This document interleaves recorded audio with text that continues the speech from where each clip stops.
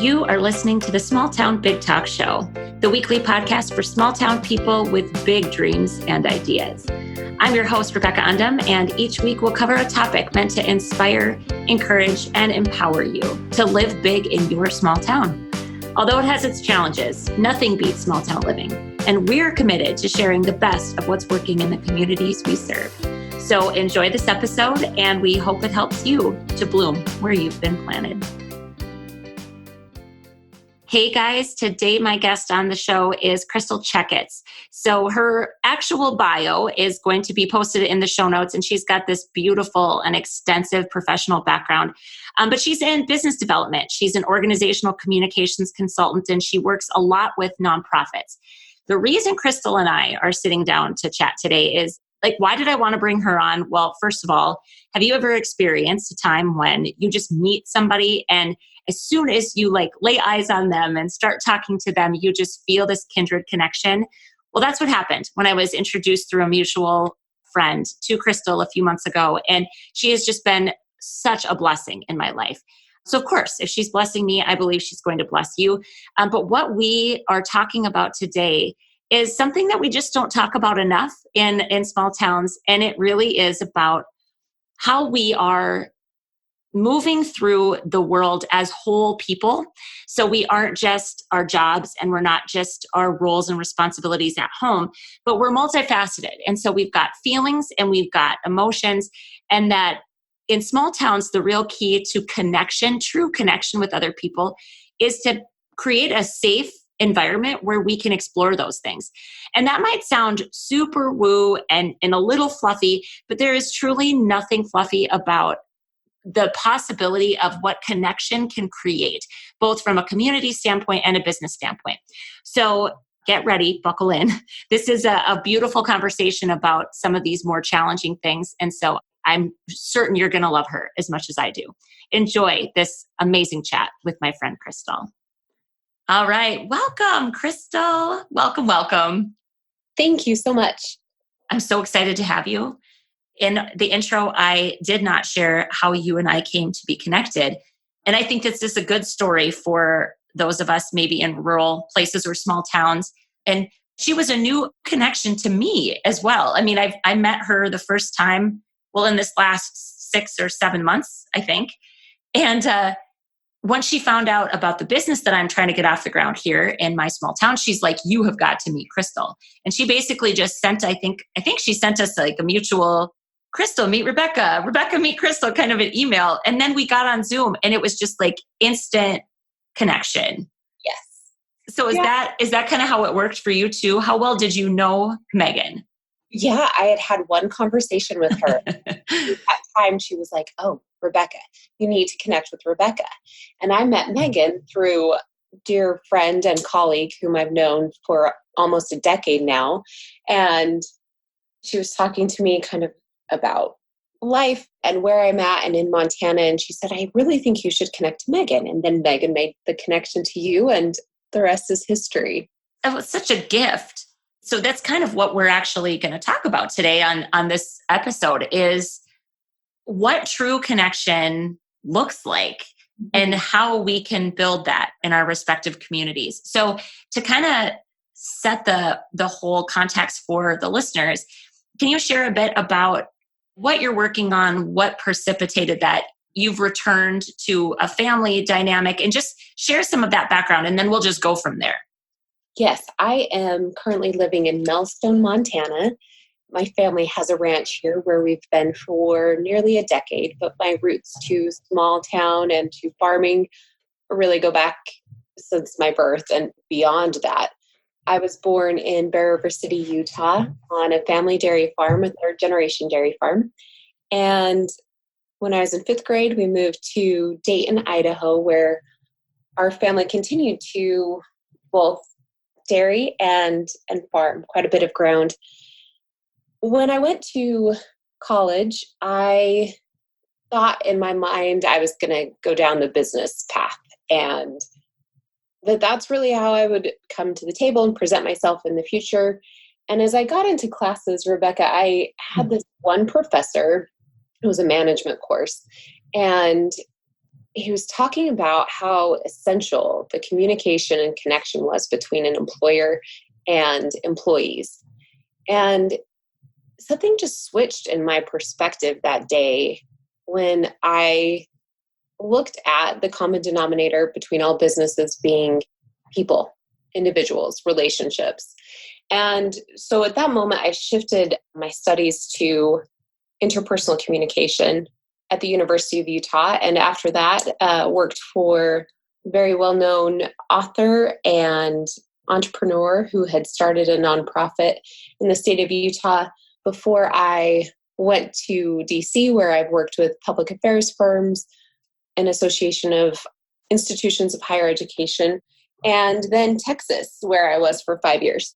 So this really has been a coming back. I've been in Montana for the last year, and reflecting on my experience has led me to greater clarity of how I want to show up in my own small town and support other small towns doing the same. Yeah. So, okay. Love this. First of all, had I known interpersonal skills was an actual just field of study, when you said that, I wrote it down because I think one of the things that you and we share a passion for people. Yes.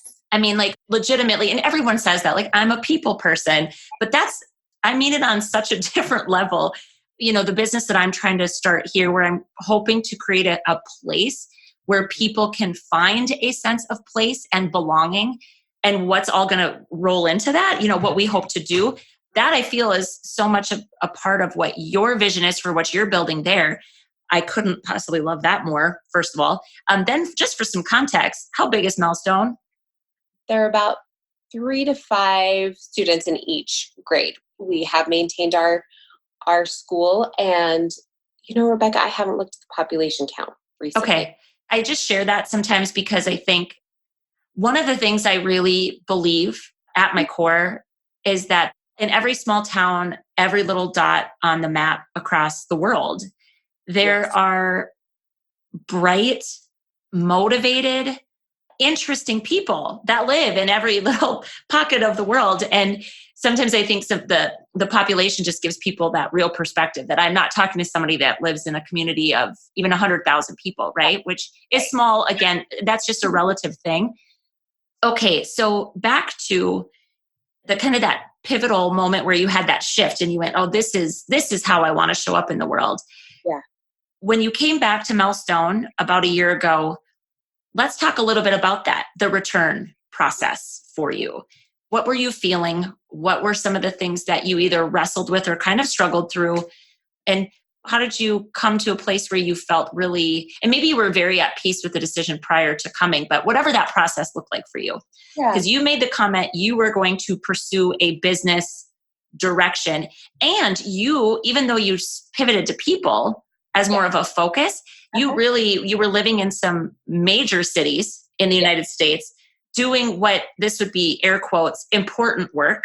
And I say that just from the significant standpoint and from the outside looking in, what it might have looked like to people in your family and people that you knew. So how did you make that shift? Yeah, I had to get really quiet to find the peace that came with the shift. I will say that. So what that shift looked like for me, I have been, I'll say, blessed with incredible colleagues and opportunities, mentors who have not only encouraged me to grow professionally, but also personally along my path. And some of that came from some difficult experiences in work too. And always I've appreciated the background that I had, the sense of security of knowing what it's like to show up and do our best, to work hard. Our family motto growing up often was work hard and play hard. And the sense of well-being that can come from that, of knowing that you've done your absolute best in a day's work, is something that I'll always be thankful for, having learned on the family dairy. And as I explored what would come next, because while I was at Texas working full-time, I earned a master's degree in public administration and a graduate certificate in nonprofit management from the Bush School of government and public service at Texas A&M University. And I wondered at that moment what the next step would look like, if it would be moving back to Washington, D.C., if it would be landing in another large city, and really where I would find a space to contribute the most. I felt like I had to give. And through a lot of interesting coincidences and moments, coming back to a small town and to be near family was brought up as a possibility. And I thought, Rebecca, about having those conversations with some of my mentors and almost like, ooh, will this be okay? This Right. is exactly opposite of everything that anyone has thought of for me and for my journey, including in some ways my family. And so I wrestled with it in saying, this feels so good to me. This is like basking in just the love that's in family, the love that's in nature and in small towns, being able to see the stars every night, unless of course there's cloud cover or storm. So I wrestled with that, and then the expectations I assumed people would have of me.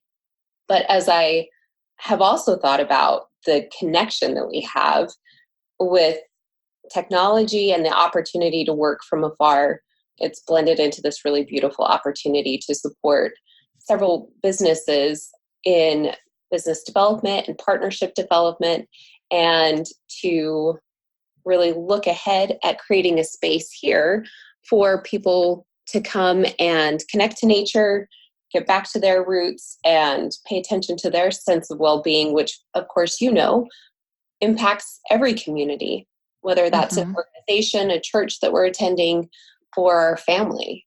Right. Well, you touched on several of the things that as a homecomer myself, I felt that I too experienced. And the truth of it is, so much of what I was wrestling with were expectations that I thought other people had. It wasn't so much, there definitely was this piece of me that thought, am I squandering my own potential? Like, am I settling for less than what I'm capable of? Is this somehow the easy road coming back home? And if I'm brutally honest about it, which I try to be as often as I possibly can, I try to be thoroughly honest, is in the quiet moments, and the word quiet, I think, is going to be an important theme throughout this. You can't out hustle your feelings. Yeah. And you can't out hustle the truth.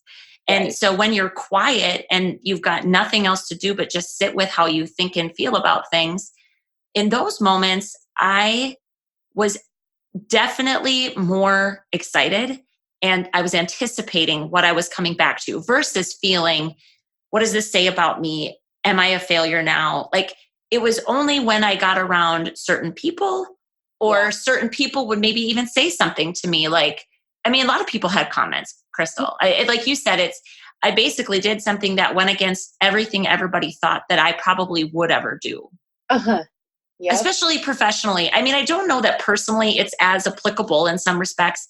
And especially, you and I are we're in different phases of our lives personally, Right. where I've got 3 young children. It makes so much sense to people that I would want to raise my kids in a small town. Nobody seems to really bat an eye at that. Mm-hmm. And yet that's just one facet of what makes this place a beautiful place. And I don't want to be a part of the discussion where the only benefit to living in a small town is what it does for our children. Because if it isn't equally fulfilling and helping us grow as the grown-ups in the situation, I challenge that. I think we all need to be in a place where we are thriving and we're challenged and we're growing, right? Yeah. So a lot of what you shared, I think, is super relevant, because I want to get back to the idea of the space that you're hoping to create right there in Milestone, and why. Yeah. What's driving that for you? Because again, I think this is so important. There's so many facets of this conversation that I hope speaks to people. It's like you actually are one of those people positioned to do remote work. Yes. Because of the education you have, the work experience that you have. And so you literally could say, I just want to ride horses and be in this beautiful nature that I've been given, that I've been blessed to be a part of, right? And be with your family and do work that nobody locally really knows or understands. Yes. You would have that choice very clearly, as do I. Right? I have that same option, which is a blessing in and of itself. So let's just throw the hands up, all, PTL for the fact that we can do that. Like that exists for people now, which it didn't a handful of years ago. So true. Right. So you have that option, but there is something pulling at you to do something. I don't want to necessarily call it bigger, but maybe that has more local impact. There's something in you that's pulling you to do more. Yes. So talk to us a little bit about that, because I just think this is where you and I, as soon as you were telling me about your project, I'm like, where did this woman come from? Like, we are like such kindred spirits in a lot of ways. And yeah, so please share about the plan and what you're working on.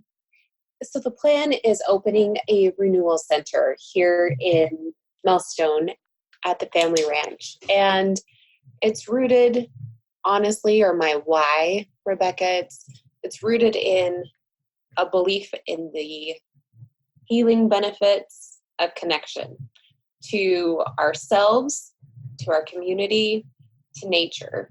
And there's such an ecosystem that each of us live in every day. I loved that you said we can't out hustle our feelings. And as I got really clear and still, those moments of quiet where I found peace and in this decision to come back home, it's been often with the opportunity of building the center that is creating a place where people can come and connect to themselves, which may sound really silly and hokey to many people. But when I consider, the rat race that so many of us are in, no matter our profession, no matter the area that we live in, when was the last time that we stopped to get really clear or just sit with ourselves about how we are feeling? And I think that piece that you shared, you can't out hustle your feelings. I grew up in a world where you're up before the sun and you're certainly past the sunset working, as so many of us have, especially in rural America. And so then seeing, a different version of that, certainly in DC, in our nation's capital, and other large cities that I've lived in, I think that that's something we owe ourselves. I actually think it's something we owe our families and our communities, is to be able to reconnect and to check in kind of with ourselves and the alignment that we might have about how we're showing up for ourselves and one another. So a renewal center came to me because it is a blend of not only those beliefs of how important connection is, but a blend of many of my experiences working with nonprofit organizations who I certainly hope will find a space to come and, through connecting with nature, be able to think about the work they're doing in a different, more holistic way, and certainly be edified as they return to do their work. So nonprofits is one kind of target audience that we have, as well as individuals who are maybe working on bringing a new project to light and could really benefit from not being surrounded by the constant noise and lights of city life. And then working with those practitioners and facilitators, those who are already working with organizations or are leading an organization of their own and are working with individuals. Maybe that looks like equine assisted therapy, maybe it looks like leadership development, and creating a space where they too can come and kind of be renewed as they go forward and bring additional light into the world. As you and I have talked, I cannot wait to continue to explore the ways that our two projects will overlap and what that collaboration can look like. I can't wait to come and visit you on your ranch in Montana, because everything that you just described, it sounds like a mecca, kind of. And again, maybe that's because I really get the value of nature. I mean, I grew up in the country. I understand. Again, like when you said being able to see all the stars, it's crazy when I visit bigger cities and I almost have a hard time sleeping, in like a hotel in a really big city because the traffic is it's nonstop and it's constant. Right. And just to hear what true deafening silence even feels or sounds like is very strange for a whole bunch of people. So all of that, totally agree with. And then the thing that I really want to, continue to dive into with you a little bit is, so out hustling your feelings.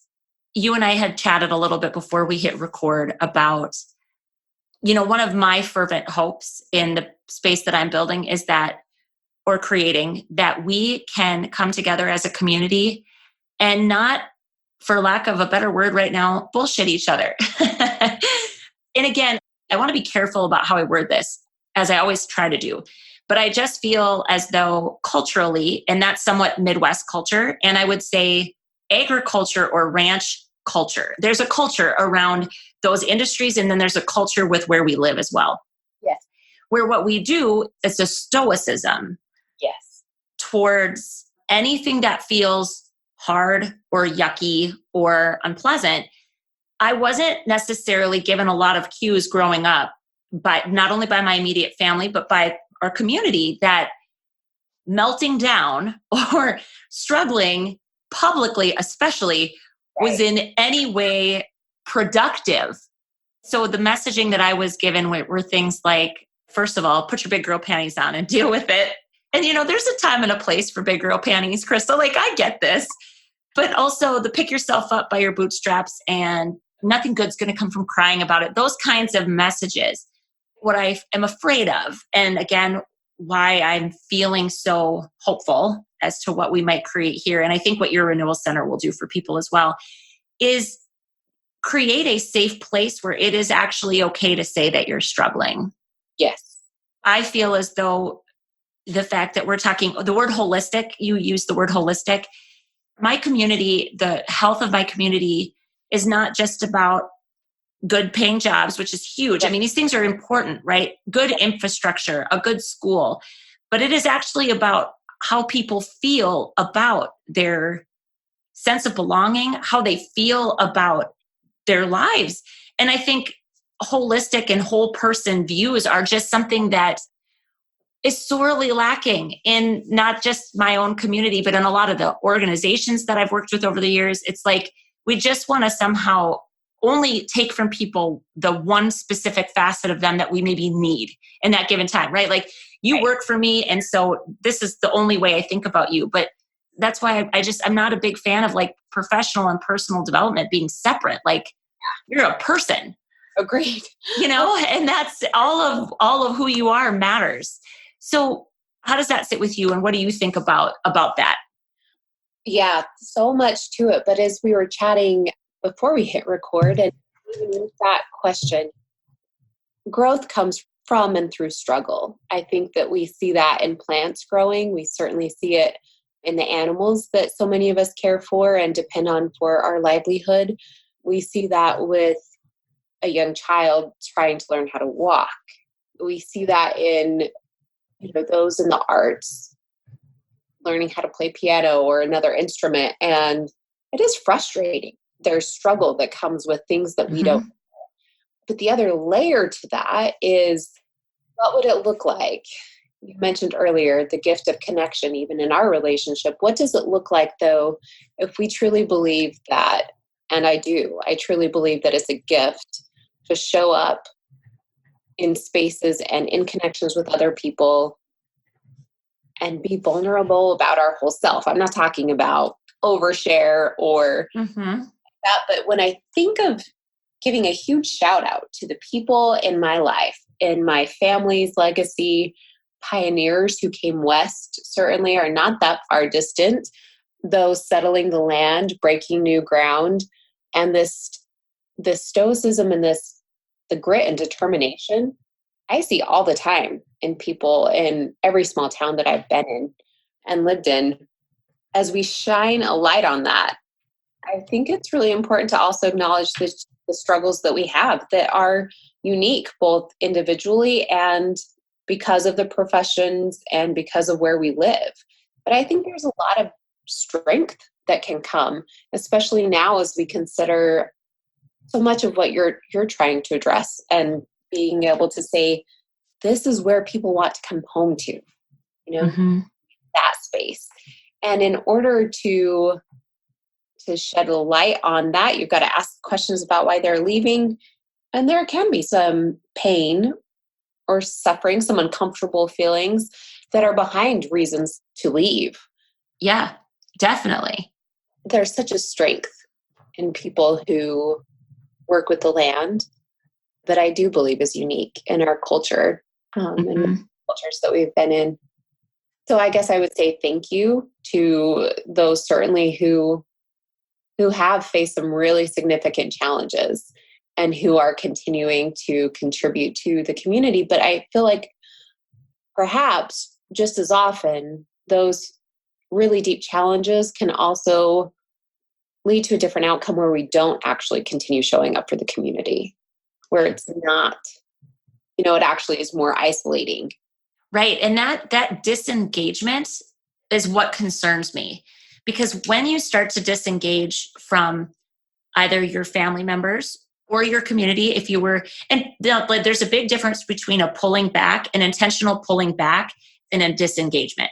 To me, there's a big difference, because we all need to make good decisions about how to prioritize our time, especially again in small towns. There's just so many things that you could be involved in, that your kids could be involved in, if you have family. And an intentional pulling back and kind of a culling of all of those opportunities is different to me from a disengagement, because when we disengage entirely, that's when we become isolated. So I've experienced this. I've seen this. Well, I felt it myself. I struggled with postpartum depression. That is the only time in my life where I have had situational depression. I'm fortunate to not have, I don't have clinical depression really in my family history. And I've never struggled with it. But situationally, I felt that way after our first child was born. And it's crazy how awful it feels to feel awful about feeling awful. Like you feel bad and you're mad at yourself, and there's guilt and shame around the bad feelings that you have, because maybe you can't explain them. You don't know why you're feeling them, those kinds of things, right? And that postpartum depression is super common. And so I think whenever we start to completely disengage, I didn't want visitors. I didn't talk to my husband. I didn't feel like I could talk to my mom. And so as somebody that really needs connection, we all do. It, depending on how we get it, is a different story. But I disengaged from everybody and didn't want to go places, didn't want to see people. And that loneliness is scary. Yes. That isolation is scary. And I think, right now we're at a time and place where we just need to pay a little closer attention to our own feelings and to the feelings of everybody else, and maybe check in a little bit more and ask the question, how are you doing? And then stop and wait for their answer. Yeah. How are you doing has become one of those just like standard greetings, like as much as you would say hello or good morning. And that always has driven me crazy. Yes. Like if you're passing me by, don't ask how I'm doing unless you're actually going to stop and look at me, and then we'll talk about it, right? Those are just, I think, mindfulness things that we can all step up our game. I agree. Well, I was just thinking, the flip side of that too is you in that struggle and that feeling of shame and guilt that can come from saying, I'm having such a hard time, Mm-hmm. We aren't isolated. We don't live in isolation. And certainly the well-being of you, Rebecca, and of myself and of one another impacts our families and our communities. Whether or not we're willing to create and hold space where we can support and encourage one another through those hard times, which of course requires that acknowledgement when we are struggling with something, or whether we go, let's say, months with thinking, where's Rebecca? Or missing out on that interaction that can come from with those individuals who are struggling and potentially isolating. Yeah. Like you said, there's such strength in the history of small communities. And yet I just think it's like, so when I think about it, it's like, how do we build on that strength and also hold space for difficulty and make it something that we're just expanding the way that we think about the stimulus that happens to us, right?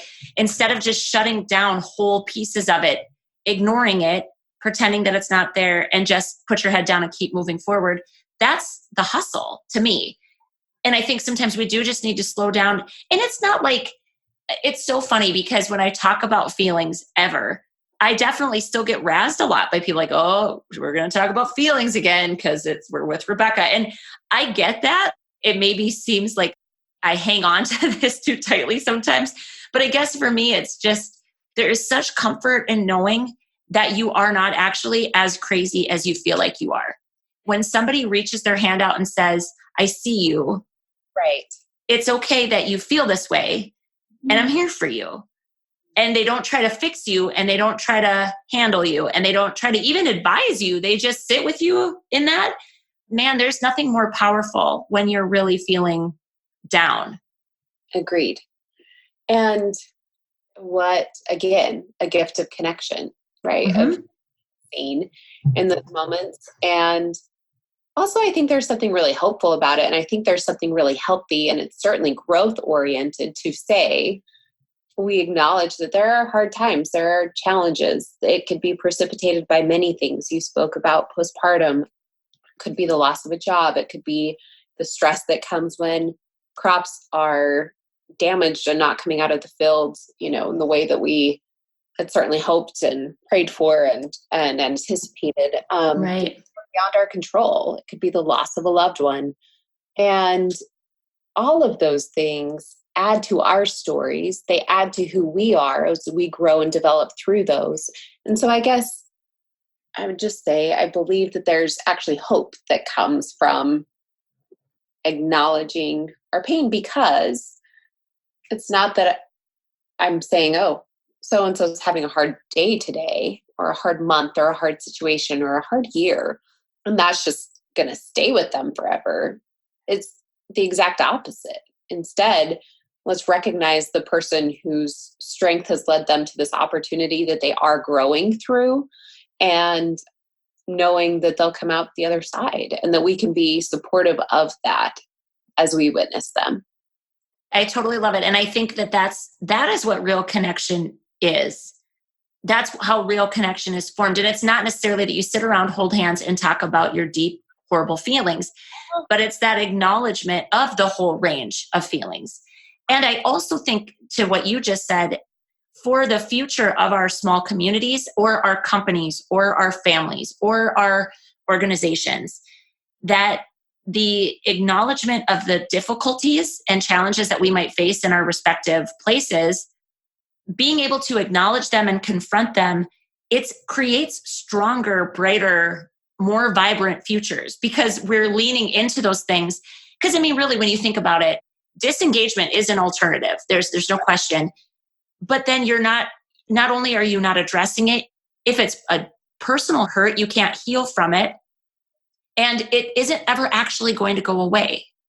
Yeah. And it will come back to, I don't want to use the word haunt, but it will come back into your life in some way, shape, or form. Those unaddressed difficulties, they don't just go away. Yep. My dad has always taught us, if it's worth doing right.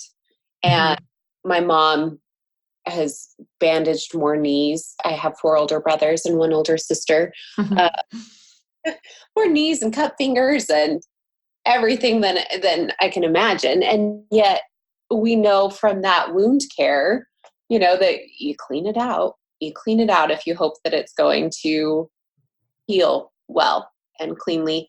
And if it's worth doing, it's worth doing right. I think our lives are worth doing, and I think it's worth doing right. I think community is worth doing, and it's worth doing right. And that requires maybe being uncomfortable to say, hey, I'm struggling with something. And maybe that is in our businesses. Maybe it's that we don't have all the information that we actually need. Or maybe it's that we've made an error in judgment. We could, but it's turning out differently than we anticipated. And so we need to seek some counsel and guidance. And even that can be difficult for individuals to step up and say, hey, I'm in need right now. And to your point, though, too, let's think about the other benefit that comes as we acknowledge these things. Think about what we learn from one another. If there's anything that I've learned, I have incredible nieces and nephews, don't have children of my own yet. Maybe that will come one day, maybe it won't. But what I do believe very strongly is that if there's anything I've learned in my life that could be a benefit to these individuals whom I love dearly, take it. Take it all. Have it. If it helps you in the smallest way, go for it. Let's feel like they have to reinvent the wheel every single time and learn the same lessons that actually could have been passed down through generations or from those in our immediate circles. I'm hoping that our generation, this generation, can help it honor the stories that have been passed down to us, and also add to them, like a yes and, not a no, that's not going to work, or we don't want to do it like that anymore, but it's a yes. Thank you for what you've given us. And here's something that we would add to it to help you more, generation coming up behind us, kind of a thing, right? And I just don't think that nuance is celebrated enough. And maybe it's not intentionally, proactively built into the discussion enough either. All I'm doing is looking forward, and I'm completely disregarding where we've come from. That'll never feel okay to me. And I don't want to be part of those conversations. I just don't think innovation means that we scrap everything. I think it's saying thank you, people who came before us, and thank you for giving us something so beautiful to build upon. But there just has to be this real connection, comes back to this willingness to show up for people.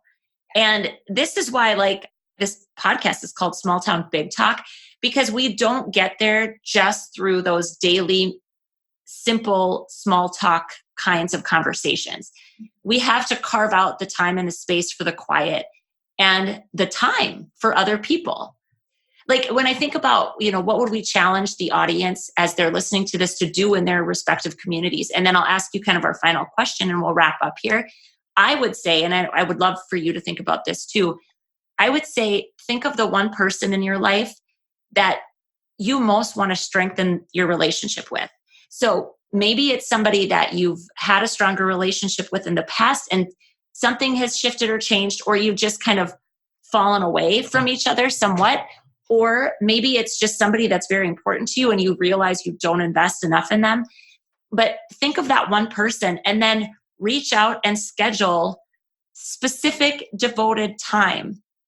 Mm-hmm. And the only question you have to ask is, how are you? And then if you have to add the really to it, then do that. Because what I find, I try to read people. I'm not always great at it. But if I sit down with someone and I say, how are you? They say, I'm fine. And I say, no, how are you really? Yeah. And then they often tell you.